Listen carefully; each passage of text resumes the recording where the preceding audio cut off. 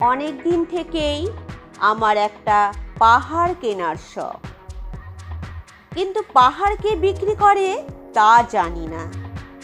যদি তার দেখা পেতাম, দামের জন্য আটকাতো না। আমার নিজস্ব একটা নদী আছে, সেটা দিয়ে দিতাম পাহাড়টার বদলে।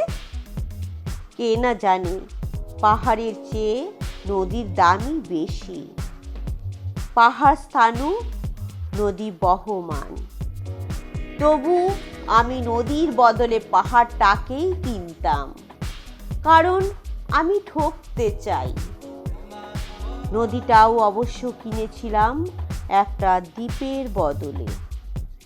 ছেলেবেলায় আমার বেশ ছোট্টখাট্ট ছিমছাম একটা দ্বীপ ছিল। সেখানে অসংখ্য প্রজাপতি। শৈশবে দ্বীপটি ছিল আমার বড় প্রিয়। আমার যৌবনে দ্বীপটি আমার কাছে মাপে ছোট লাগলো।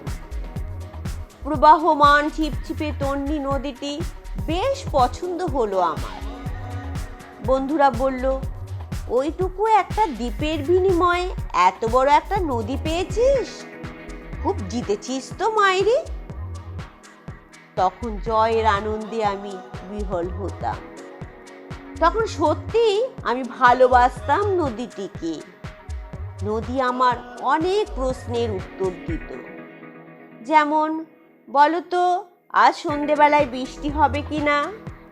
সে বলতো, আজ এখানে দক্ষিণ গরম হাওয়া, শুধু একটি ছোট্ট দ্বীপে বৃষ্টি।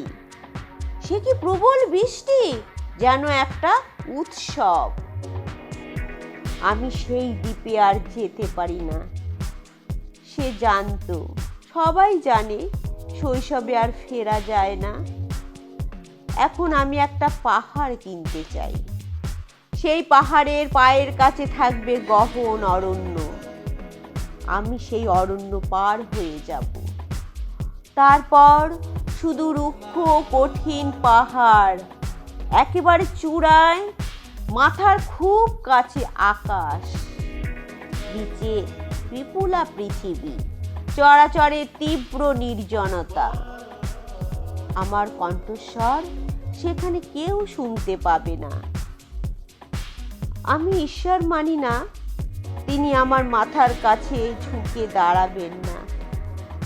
আমি শুধু 10 দিককে উদ্দেশ্য করে বলবো, প্রত্যেক মানুষই অহংকারী। এখানে আমি একা।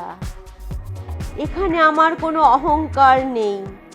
এখানে জয়ী হওয়ার বদলে ক্ষমা চাইতে ভালো লাগে। হে 10 দিক, আমি কোনো দোষ করিনি, আমাকে ক্ষমা করো।